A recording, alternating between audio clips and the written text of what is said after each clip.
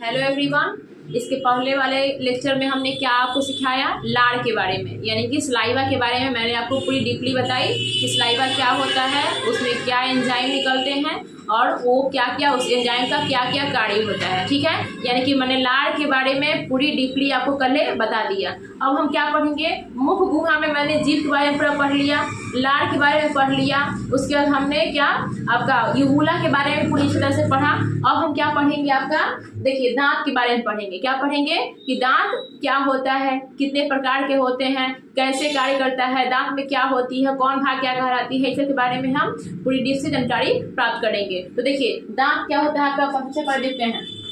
जब दांतों का जो अध्ययन होता है ना, उसको हम ओडोंटोलॉजी कहते हैं। क्या कहते हैं हम, दांतों के अध्ययन को ओडोंटोलॉजी कहते हैं। ठीक है, आगे देखते हैं कि दांत में और क्या क्या हमको सीखना है। देखिए मुख गुहा के ऊपर तथा निचले जबड़ों में दांत धंसे होते हैं। आपके जो मुख गुहा होते हैं, इसके ऊपरी जबड़े या फिर दूसरा निचले जबड़ों में, दोनों में क्या धंसे रहते हैं, दांत धंसे रहते हैं। ठीक है, आपको पता है कि दांत पूरी तरह से अंदर जबड़ों के अंदर, जबड़े के अंदर हड्डी में क्या होता है, दांत आपके धंसे रहते हैं। दूसरा बात क्या है आपका, दांत के दो मुख्य भाग होते हैं। पहला होता है शिखर, शिखर जिसे हम बोलते हैं क्राउन।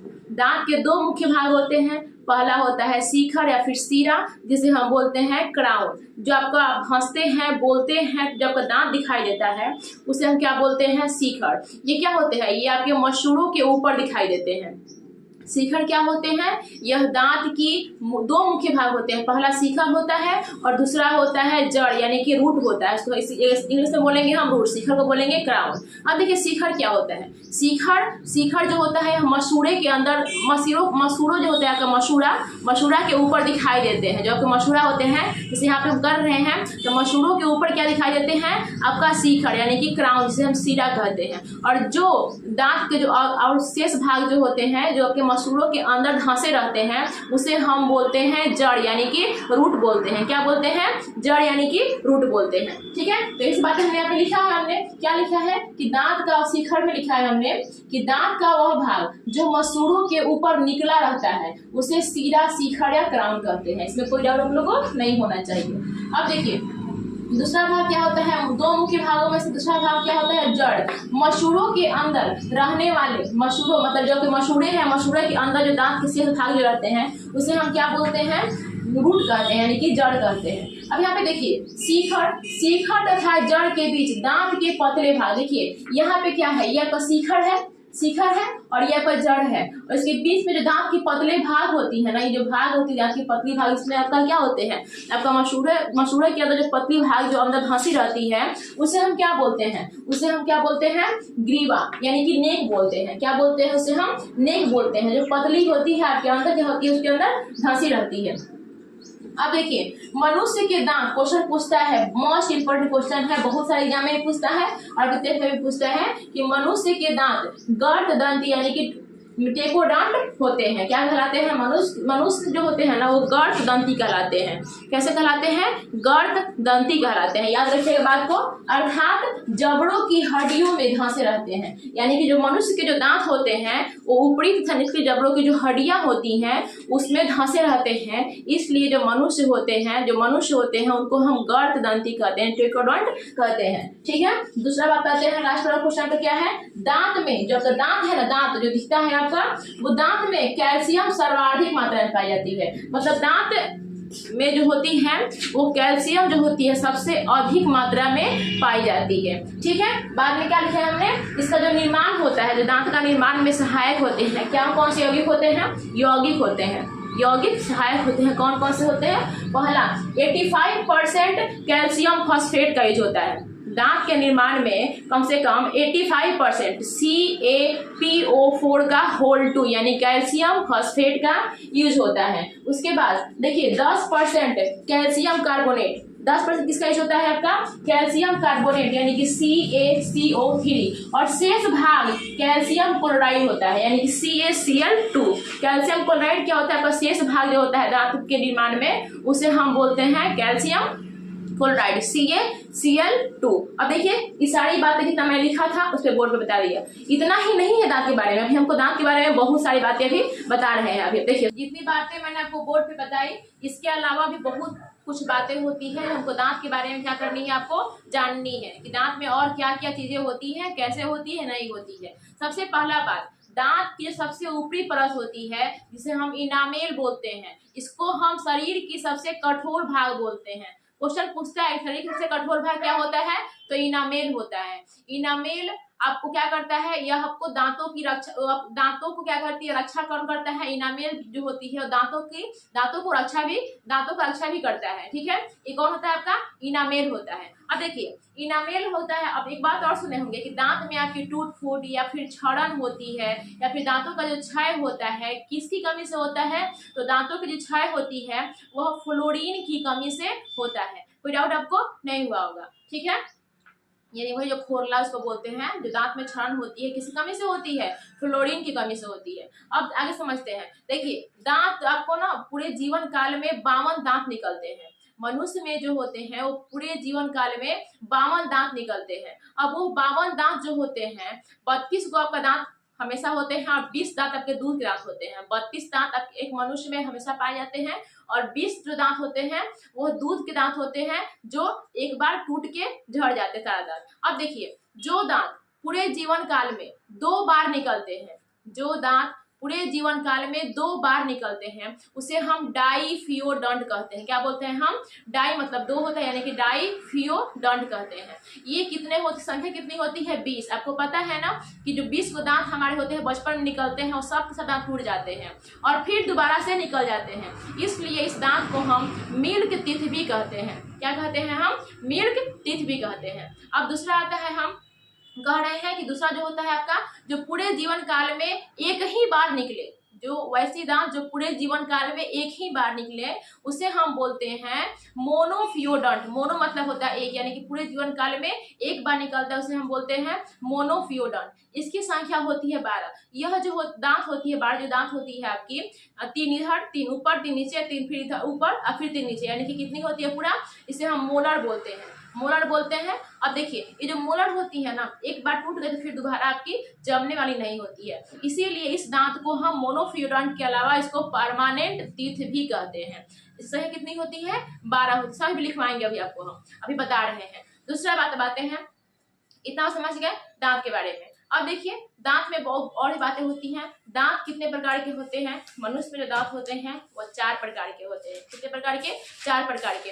पहला होता है incisor, incisor, canine, premolar, molar. पहला क्या होता है, इंसीजर, किनाइन, प्रीमोलर, मोलर। देखिए इंसीजर जो होता है ना, वो ये आपको जो दांत दिख रहा है कि जो 4 दांत दिख रहे हैं, जो आगे के आपके 4 जो दांत दिख रहे हैं वो क्या होते हैं, इंसीजर। आप सेब को काटते हैं तो आपको काटने का काम, यानी कि चीज को कुतरने का काम, काटने का काम कौन करता है, इंसीजर करता है। आप किसी को काटते हैं ऐसे, उसको कैसे किसी को ऐसे काटते हैं सामने से, तो कौन करता है, इंसीजर करता है। अब आते हैं केनाइन। ये जो दिख रहा है आपके 2 ऊपर जो एकदम निकला जो दिख रहा है दांत, यहाँ पे देखिए, आप अपने ऐनक में मुंह करके देखिएगा कि जो आपके 2 दांत दिख रहे होंगे, बिल्कुल चौक से दांत दिख रहे होंगे, ऐसे बिल्कुल ऐसे दांत जो दिख रहे हैं, ये कैसा दांत, इसे कौन सा दांत कहते हैं, इसे केनाइन बोलते हैं। यह इसका काम क्या है, यह फाड़ने का काम करता है। जो इंसीजर होता है भोजन को चीरने का काम करता है, सॉरी कुतरने का काम करता है। इंसीजर भोजन को कुतरने का काम करता है। उसके बाद जो केनाइन होता है यह फाड़ने का काम करता है। कुछ चीज आपको फाड़ना होगा, फिर आप दातुन से ब्रश करते हैं, मुंह धोते हैं, दातुन को जब हमको फाड़ना होता है जीभा करने के लिए क्या करते हैं, इसे से फाड़ते हैं, इसे से फाड़ते हैं हम। आप देखिएगा सर, गौर कीजिएगा। या फिर कोई भी चीज को फाड़ने वाला काम करना होगा तो किससे करेंगे हम, अपना केनाइन से करेंगे। उसके बाद होता है प्रीमोलर और मोलर।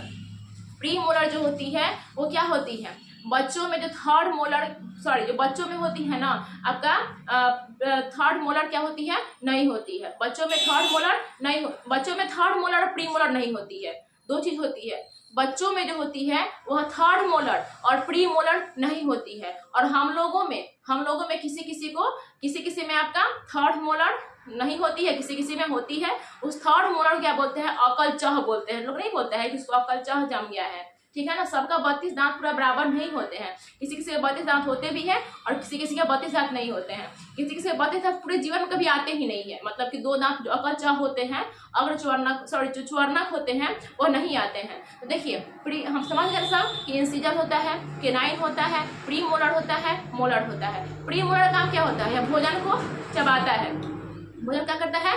चबा करके सिर्फ महीन कर देता है। और मोलर काम क्या करता है? यह भोजन को चबा करके पीस करके बिल्कुल महीन टुकड़ों में तोड़ देता है। तो आप समझ गए दांत के 4 प्रकार क्या क्या है, उसका काम क्या क्या है, सब समझ गए, ठीक है। अब उसके बारे में हम ये करके देखते हैं कि सब क्या है, कैसे है। चलिए आगे देखते हैं। अब देखिए जितनी बातें मैंने आपको अभी समझाई है वो सारी बातें मैंने क्या कर दिया है, बोर्ड पे नोट कर दिया है। इससे पहले मैंने क्या बताया था आपका कि मनुष्य के पूरे जीवन काल में कितने दांत आते हैं। मनुष्य के पूरे जीवन काल में जब तक वो जीता है उसके पूरे जीवन काल में 52 दांत निकलते हैं, जिसमें 32 जो दांत होते हैं वो परमानेंट रह जाते हैं और 20 दांत आपका टूट करके क्या होते हैं, आपका 20 जो दूध के दांत होते हैं वो टूटते हैं, फिर पुनः 20 दांत उग जाते हैं। यानी कि 32 से 20 कितना हुआ आपका, पूरा 52 दांत पूरे जीवन काल में क्या होते हैं, मनुष्य के पूरे जीवन काल में 52 दांत निकलते हैं। अब देखिए बताया है आपका दूसरा कि दांतों में जो क्षरण होती है, यानी कि जो टूट फूट होती है, किसी कमी के कारण होती है। दांतों में जो क्षरण या टूट फूट होती है वो फ्लोरीन की कमी के कारण होती है, ठीक है। जिसे हम क्या बोलते हैं, यहाँ पे देखिए मैं लिखा है फ्लोरीन की कमी के कारण। किसी कमी के कारण होता है, फ्लोरीन की कमी के कारण होता है, जिसे हम दंत क्षय नामक बीमारी कहते हैं। कौन सी बीमारी कहते हैं? इसे हम दंत क्षय नामक बीमारी कहते हैं। देखिए मानव दांत की 2 परत होती है। आपकी जो दांत होती है, इस दांत के ऊपर जो चमकीली जो भाग दिख रही है उसमें 2 परतें होती है। जो सबसे ऊपरी जो परतें होती है जिसे हम इनामेल कहते हैं, और इसके ठीक निचली जो परत होती है जिसे हम डेंटाइन कहते हैं। क्या कहते हैं? डेंटाइन कहते हैं। इनामेल जो होती है ये आपकी दांतों की सबसे कठोर भाग होती है। आपको बताया है, आपको क्या होता है, आपको देखिए हमने क्या बताया है, यहाँ पे दांत की 2 परतें होती हैं। बाहरी परत जो सबसे पहली परत जो होती है इसे हम इनामेल कहते हैं। क्या कहते हैं हम? इनामेल कहते हैं। और आंतरिक परत यानी कि आंतरिक परत कहलाती है आपका डेंटाइन कहलाती है। अब देखिए दांत की ऊपरी परत इनामेल होती है। अब इनामेल के बारे में एग्जाम में बहुत सारे क्वेश्चन पूछते हैं। पहला क्वेश्चन क्या पूछेंगे, मानव शरीर का सबसे कठोर भाग। मानव शरीर का सबसे कठोर भाग क्या होते हैं? इनामेल। दूसरा क्वेश्चन, इनामेल यह 98% जो भाग होता है वह कैल्शियम फास्फेट और कैल्शियम कार्बोनेट का बना होता है। इनामेल का 98% जो भाग होता है वह कैल्शियम फास्फेट और कैल्शियम कार्बोनेट का बना हुआ होता है। याद रखिएगा, बहुत इंपॉर्टेंट क्वेश्चन है, ठीक है। दूसरा बात पूछता है कि यह दांतों को, इनामेल और क्या काम करता है, यह दांतों की रक्षा करता है। आपको तो पता है ना, कवर काम कर रहा है, वो एक लेयर बना रहा है दांत के ऊपर। वो किसका काम कर रहा है? दांत का कवर काम कर रहा है, यानी कि वो क्या करता है, यह दांतों की रक्षा करता है। दूसरा बात आपको बताया है ना कि फ्लोरीन की कमी के कारण आपके दांत में टूट फूट होगा, उसके बाद कैविटीज हो जाएगी, दांतों में कैविटीज हो जाती है, फोरला इसको बोलते हैं हम कैविटीज।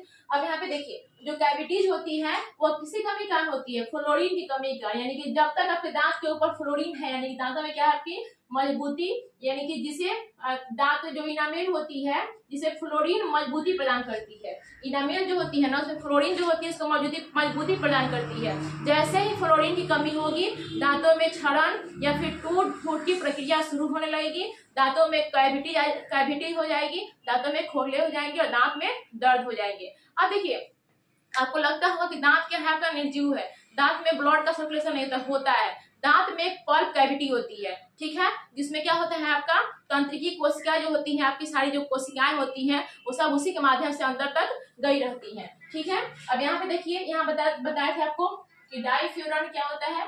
वैसे दांत जो पूरे जीवन काल में 2 बार निकलते हैं, इसे दूध का दांत भी कहते हैं। इसकी संख्या कितनी होती है? 20 होती है, ठीक है। 20 कहने का मतलब कि जो 20 दांत होते हैं दूध के वो झड़ जाते हैं और फिर पुनः उस झड़े हुए दांत के ऊपर क्या होते हैं, 20 दांत निकल जाते हैं। यानी किसी संख्या कितनी होती है? 20, और 20 कितनी होती है? 40, ठीक है। अब यहाँ पे देखिए यहाँ पे कितना हुआ आपका, ये क्या है आपका दूसरा मोनोफ्यूरॉइड, जो जीवन में एक ही बार निकलते हैं। इसे क्या बोलते हैं हम, वैसे दांत जो पूरे जीवन काल में एक ही बार निकले उसे हम क्या बोलेंगे, हम परमानेंट टीथ कहेंगे। ऐसी संख्या कितनी होती है 12, ये एक बार झड़ गया ना तो फिर दोबारा वापस नहीं आने वाले हैं। तो ये सारी बातें मैंने आपको बताई और यहाँ पे बोर्ड पे मैंने लिख दिया, आप इसका स्क्रीनशॉट ले लीजिए और आगे हम बढ़ते हैं। अब यहाँ पे देखिए आपका हमने दांत के बारे में और भी कुछ जो बातें बताई थी वो कुछ बातें छूट गई थी। अब यहाँ मैं बता रही हूँ आपको कि देखिए दांत का अगर फिगर हमको बनाना पड़ेगा एग्जाम में या फिर आपको एग्जाम में अच्छे से लिखना है तो दांत का फिगर क्या कीजिएगा, जरूर ही बनाइएगा। जैसे आपका ये आपका क्या है, दांत है। देखिए यहाँ पे प्री मोलर क्या होता है, सबसे पहले हम देखेंगे इंसीजर। ये देखिए आगे का जो 4 दांत होता है ना, ये मैंने सिर्फ ऊपर वाला भाग बनाया है, ये दांतों का सिर्फ ऊपरी वाला भाग हमने बनाया है। 16 दांत होते हैं, दांतों के ऊपर कितने भाग होते हैं, 16 होते हैं, और नीचे कितने होते हैं, 16। कुल कितने होते हैं, 32 दांत होते हैं। देखिए ये आपका देखिए दांत के जो ऊपरी भाग में जो 4 दांत आपको दिख रहे हैं, ये 4 दांत 1 2 3 4, इसे क्या बोलेंगे हम, इंसीजर। क्या बोलेंगे हम, इंसीजर। दूसरा को क्या देखिए 2 नुकीले दांत दिख रहा है, 2 नुकीले दांत निकल रहे हैं, इसे हम बोलेंगे केनाइन। क्या बोलेंगे हम, केनाइन। और उसके बाद देखिए 1 और 2 इधर और फिर 2 इधर, 2 यहाँ पे देखिए इधर, 2 इधर, इधर का 2 ठो यहाँ पे, और यहाँ से दिख रहा है 2 इधर वाला और 2 इधर वाला। ये दोनों क्या है आपका, ये है आपका प्री मोलर। क्या लिखे हैं हम इसको, प्री मोलर। ठीक है। अब देखिए इसके अलावा 2 के अलावा ये क्या है, 1 2 3 इधर और 3 1 2 3 इधर, यानी कि 6 ऊपरी जबड़ा में आपके कितने मोलर होते हैं, ये आपको क्या होता है आपका मोलर। इसको हम एम से दर्शा रहे हैं कि मोलर है। ये प्री मोलर 2 है इधर और 2 यानी कि ये ऊपरी जबड़ा में 4 गो प्री मोलर होता है और मोलर कितने होते हैं, 3 इधर 3 इधर, यानी कि 6। ऊपरी जबड़ा से बात कर रहे हैं, ऊपरी जबड़ा धांसे दांत की बात हम कर रहे हैं। तो ऊपरी जबड़ा में जो आपका मोलर होते हैं वो कितने होते हैं, 3 इस साइड और 3 इस साइड, यानी कि 6। अगर कुल बात करें तो 3 इस साइड 3 इस साइड, 3 ऊपर मतलब 6 ऊपर और 6 नीचे, कितना है कुल 12। अब देखिए बस समझिए दांत को समझिए दांत क्या है कैसे है। अब यहाँ पे देखिए मानव में 4 प्रकार के दांत होते हैं, समझा दिए कौन कौन। इंसीजर, हिंदी जिसको हिंदी पढ़ने अच्छा लगता है तो हिंदी याद रखिएगा, देखिए हिंदी तो बड़ा ऊपर टांग है, सबसे अच्छा इंग्लिश याद रखिएगा। Incisor, canine, pre molar, molar, यानी कृदांत, रदनक, अग्रचर्णक, चर्णक। कृदांत, रदनक, अग्रचर्णक, चर्णक। अब देखिए इंसीजर जो होते हैं, देखिए यहाँ पे इंसीजर दिख रहा है आपको। आप ऐसे मतलब दांतों खोलिएगा, दांतों खोलने के बाद आपके ठीक सामने जो चौड़े दांत दिखते होंगे, आपको दांत को खोलने के बाद आपके जो दांत में ठीक चौड़े जो दांत दिखते होंगे, 4 दिखते होंगे ऊपर और 4 दिखते होंगे नीचे। देखिए आप सामने दिख रहा है ना, 1 2 3 4, ये क्या है आपका इंसीजर है, यानी कि 4 ऊपर वाला और 4 नीचे वाला, कुल कितना है 8। इसका काम क्या है, देखिए इंसीजर का काम क्या है आपका, काटने या किसी चीज को कुतरने का काम करता है। किसी चीज को कुतरना होगा, किसी चीज को नहीं, भोजन को ही समझिए कि भोजन को काटने का काम तथा कुतरने का काम किसका होता है, इंसीजर का होता है। ठीक है। दूसरा देखते हैं केनाइन। ये देखिए क्या है, ये और ये, यानी कि मनुष्य के ऊपरी से निचले जबड़ों में 4 केनाइन होते हैं, 2 केनाइन ऊपर और 2 केनाइन नीचे होते हैं। देखिए 1 केनाइन 2 केनाइन। तो देखिए यहाँ पे केनाइन मतलब होता है रदनक, यहाँ पे ऊपरी जबड़ों की 2 केनाइन है और ये निचली जबड़ों की 2 केनाइन है। कुल केनाइन कितने हुए 4। इसका काम क्या होता है, यह चीरने तथा फाड़ने का काम करता है। केनाइन का काम क्या होता है, यह चीरने तथा फाड़ने का काम करता है। अगला देखिए प्री मोलर, यानी कि अग्रचर्णक। इसकी संख्या कितनी होती है, देखिए यहाँ पे इधर 2 और इधर 2, कितना हुआ 4, यानी कि ऊपरी जबड़ों में 4 और निचले जबड़ों में कितनी होती है 4, यानी कि प्री मोलर जो होती है वो कितनी होती है, कुल मिलाकर के उसकी संख्या कितनी होती है, प्री मोलर की कुल संख्या कितनी होती है 8। इसका काम क्या होता है, यह भोजन को चिबाने का काम करता है। ठीक है। अगला है आपका मोलर, यानी कि चौवर्णक। चौवर्णक कितने होते हैं, आपके मुंह में चौवर्णक कितने होते हैं, सबसे ज्यादा मात्रा में पाए जाने वाले दांत होते हैं, क्या क्या होते हैं, चौवर्णक, यानी कि मोलर। मोलर देखिए 3 मतलब आपके दांत में जो आपके दांत के ऊपरी जो भाग होते हैं उसमें 6 दांत होते हैं और निचले वाला भाग में कितने होते हैं, 6 होते हैं। कौन सा, मोलर, मोलर की संख्या कुल संख्या कितनी होती है, ऊपर से नीचे मिला करके मोलर की कुल संख्या होती है 6 ऊपर 6 नीचे। इधर देखिए 3 इधर, 3 इधर कितना हुआ 6, तो 6 ऊपर और 6 नीचे पाए जाएंगे, कितना कुल आपके 12। ये सब काम क्या होता है, यह भोजन को पीसने का, महीन करने का काम किसका होता है, आपका चौवरना का काम होता है। अब यहाँ पे देखिए मैंने कुछ और बातें भी लिखा हुआ है जो बहुत इंपॉर्टेंट है, एग्जाम के लिए काफी इंपॉर्टेंट की पॉइंट मैंने लिखा है चीज को। देखिए इंसीजर, आप देखिए ध्यान से, आपको जो 4 दांत जो सामने दिख रहा है, 4 दांत को पकड़िए, 4 दांत के ठीक सामने ऊपर हम जाएंगे तो हमारे नाक से टच हो रहा है। जो इंसीजर को, इसी वजह से हम इंसीजर को नोज टीथ कहते हैं। आप पकड़िए, अपने घर में बैठे हुए हैं या फिर पढ़ रहे हैं कहीं से भी, अपने 4 दांत सामने वाले पकड़िए, बीचों बीच 4 दांत पकड़िए और उसको ठीक सामने ऊपर तरफ ले जाइए। आप किस तरफ हाथ टच होता है, बिल्कुल आपके नाक से टच होगा, इसीलिए इसे नोज टीथ कहेंगे। उसके बाद केनाइन सामने दिख रहा है, जो केनाइन जो आपका जो नुकीला दांत है, 2 ऊपर, एक इस साइड एक इस साइड, उसको पकड़िए और इसको सामने फिर ले जाइए, आपके ठीक आंख के सामने आएंगे। वो जो आप उसको पकड़ करके इसको ऊपर ले जाइएगा ना, तो कहाँ आएंगे, बिल्कुल आंख के सामने, इसीलिए हम केनाइन को आई टीथ कहते हैं। उसके बाद आप प्री मोलर को पकड़िए, यहाँ से 2 प्री मोलर है आपका, 2 इधर है 2 इधर, यानी कि ऊपर में कुल 4 है और नीचे भी कुल कितने हैं, 4 है। मतलब जितना ऊपर है दांत उतना ही सेम दांत नीचे है, ऐसा नहीं है दांत ऊपर खाबर रहने होने है, ऐसा नहीं है, दांत बिल्कुल बराबर है, जितना ऊपर दांत है उतना ही आपका नीचे दांत है। तो इधर का प्री मोलर को पकड़िए और पकड़ के सामने ले जाइए, कहाँ जा रहा है, आपके गाल पे जा रहा है, यानी कि इसीलिए इसको हम प्री मोलर को कौन सा टीथ कहते हैं, चीक टीथ कहते हैं। और ये देखिए उसके बाद आपका है मोलर, मोलर यानी कि 6 ऊपर और 6 नीचे होते हैं। मोलर की संख्या कितनी होती है, 12, यानी कि 6 ऊपर 6 नीचे, माने 3 एक साइड 3 इस साइड, फिर 3 नीचे वाला साइड और फिर 3 नीचे इस वाला साइड में होता है, यानी कि मोलर की कुल संख्या 12 होती है। अब देखिए सब में मोलर नहीं होती है, सब में जो मोलर होती है, मोलर तो होती है सब में, लेकिन थर्ड मोलर सब में नहीं होती है। जिस मोलर को ना हम थर्ड मोलर को हम क्या बोलते हैं, हम मोलर को बोलते हैं अकलचह। क्या बोलते हैं हम, अकलचह, यानी कि विजडम टीथ कहते हैं। तो डाउट इसमें आप लोग को नहीं हुआ होगा, यहाँ पे देखिए हमें लिखा हुआ है मोलर को क्या कहते हैं हम, विजडम टीथ, यानी अकल का दांत कहते हैं। देखिए एक और क्वेश्चन पूछता है कि कौन सा दांत बच्चों में नहीं पाए जाते हैं। तो बच्चों में ना प्री मोलर पूरी तरह से नहीं पाई जाती है, छोटे बच्चों में प्री मोलर बिल्कुल भी नहीं पाई जाती है, और उसके साथ साथ थर्ड मोलर नहीं पाई जाती है। 2 चीज होती है, प्री मोलर बिल्कुल ही नहीं पाई जाती है और थर्ड मोलर, सिर्फ थर्ड मोलर नहीं पाई। थर्ड मोलर कहने का मतलब कि ये वाला दांत बच्चों में ये 2 बिल्कुल नहीं रहेंगे और ये नहीं रहेंगे। यहाँ पे देखिए मैंने लिखा है बच्चों में प्री मोलर का पूर्णतः अभाव होता है तथा अंतिम थर्ड मोलर, अंतिम यानी कि अंतिम मतलब ये, यानी कि थर्ड मोलर नहीं पाया जाता है। बहुत ही इंपॉर्टेंट क्वेश्चन है, किसी भी कॉम्पिटिशन एग्जाम के लिए भी या फिर आपके एग्जाम के लिए भी बहुत इंपॉर्टेंट है। यहाँ पे देखिए जो केनाइन होते हैं, जो शेर में होते हैं, बाघ में होते हैं, आप निकले पढ़े देखते होंगे, जो शेर और बाघ में जो बड़े बड़े दांत निकले रहते हैं, वो कौन सा दांत निकले रहते हैं, केनाइन। उसके जो दांत आपको पता है ना, शेर और बाघ किसी इंसान को खाएगा तो फाड़ कर खाएगा, किसी भी जीव जंतु खाएगा तो कैसे खाएगा, पहले इसको फाड़ेगा तब खाएगा। तो इसीलिए जो मांसाहारी जीव जंतु होते हैं उसमें जो केनाइन होते हैं वो बड़े बड़े होते हैं। लेकिन वहीं पे अगर शाकाहारी जीव जंतु की बात करें, हम शाकाहारी जानवरों जंतुओं की बात करें, तो वहां पे क्या होते हैं, उनके जो इंसिजर होते हैं और आगे के जो 4 दांत होते हैं वो काफी चौड़े होते हैं। कैसे होते हैं,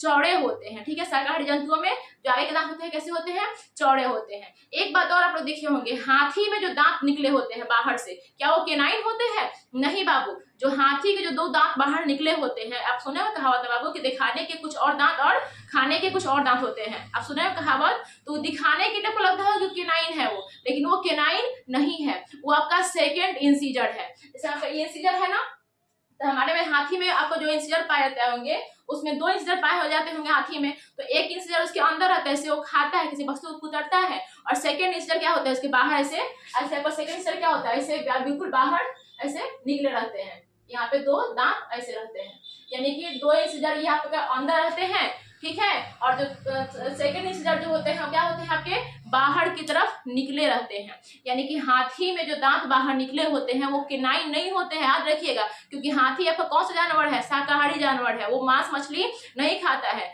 तो हाथी में जो दांत निकले होते हैं वो सेकेंड इंसिजर दांत होते हैं। पक्षियों का जो चोंच होता है, चोंच, वो क्या होता है आपका इंसिजर का ही रूपांतरित होता है, रूपांतरण होता है। जो इंसिजर रूपांतरित होकर क्या बन गया आपका, पक्षी में चोंच बन गया है, वही इंसिजर ही है। पक्षी का जो चोंच होता है वो इंसिजर ही होता है।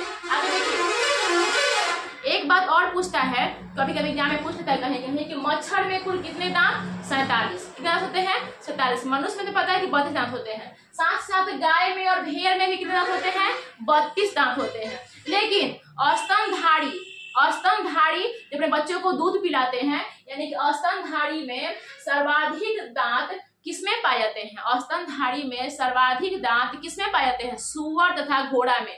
घोड़ा तथा सूअर में कितना दांत पाए जाते हैं आपके, 44। यानी कि स्तनधारी वैसे प्राणी है जिसमें सर्वाधिक दांत पाए जाते हैं। क्वेश्चन पूछता है कि कौन से स्तनधारी प्राणी है सबसे ज्यादा मात्रा में दांत पाए जाते हैं, तो पहला होगा सूअर और नहीं तो घोड़ा। कुल कितना दांत पाए जाते हैं इसमें, 44 दांत आपके कुल पाए जाते हैं। तो ये पूरा प्रक्रिया मैंने आपको दांत के बारे में अच्छी तरह से समझा दिया। आई होप आपको बाबू, यहाँ पे भी देखिए एक बात और नहीं समझा पाए हैं, ये देखिए आपको क्या है, आपको बताया था ना वहाँ पे कि दांत का वह भाग जो यहाँ पे देखिए, ये जो पार्ट आपको दिख रहा है ना, बिल्कुल ऐसे दांत जैसे दिख रहा है, ये पूरा पार्ट आपके जबड़े के अंदर धंसे हुए रहेंगे, इसलिए इसको हम रूट कहेंगे, यानी कि जड़ कहेंगे। और जो पार्ट आपको दिख रहे हैं, मतलब जबड़े के ऊपर से 2 पार्ट आपको दिख रहे हैं, उसे हम क्राउन बोलेंगे, यानी कि शिखर बोलेंगे। क्या बोलेंगे, शिखर बोलेंगे। और जो पार्ट आपके नीचे यानी धंसे हुए होते हैं, जो जड़ जैसा दिखाई देते हैं, इसे हम बोलते हैं गर्दती। क्या बोलते हैं, गर्दती बोलते हैं, नेक बोलते हैं, नेक यानी सीके। ठीक है, अब ये पूरी बातें आपको मैंने दांत के बारे में अच्छी तरह से समझा दिया है। आई होप बाबू कि अब आपको मुख गुहा के बारे में जितनी बातें मैंने चर्चा किया था कि जीभ पढ़ना है, लार यानी लार ग्रंथि के बारे में पढ़ना है, दांत के बारे में पढ़ना है, मैंने सब कुछ आपको, यानी कि मुख गुहा का क्या हुआ, खत्म हुआ। यानी कि अब भोजन जो भी आपके मुख गुहा में जाएगा वो आपका पहले लार से सनेगा, लार में कौन कौन से एंजाइम फेंटेगा, कौन कौन से एंजाइम का क्या क्या कार्य है, हमने सब कुछ आपको बता दिया है। उसके बाद दांत में कहाँ क्या करेगा, कैसे करेगा, वो सारी बात मैंने आपको डीपली समझा दी है बाबू। अब मुख गुहा के बाद हम कहाँ चलेंगे, एसोफेगस यानी कि ग्रस नली में। और आपको मैंने पहले बता के रखा हुआ है कि ग्रस नली में किसी प्रकार का कोई पाचन की क्रिया नहीं होती है, वो सिर्फ आपके मुख गुहा और आमाशय को जोड़े रखती है, ताकि भोजन आसानी से यहाँ पे मुख गुहा से आमाशय में जा सके। ठीक है, बाकी ग्रस नली में किसी प्रकार कोई पाचन क्रिया नहीं होती है। तो ये अगला जो ग्रस नली के बारे में हम कल लेक्चर में पढ़ेंगे। फिलहाल के लिए बाबू आपको ये वीडियो बहुत अच्छे से समझ में आई होगी। अगर वीडियो को समझ में अच्छी तरह से आ रही बाबू तो आप वीडियो को लाइक, सब्सक्राइब और शेयर जरूर करें। और इसका वीडियो को सिर्फ पढ़े ही नहीं, इसका नोट्स भी क्या कीजिए, अच्छे से उसका बनाइए। चलिए, थैंक यू।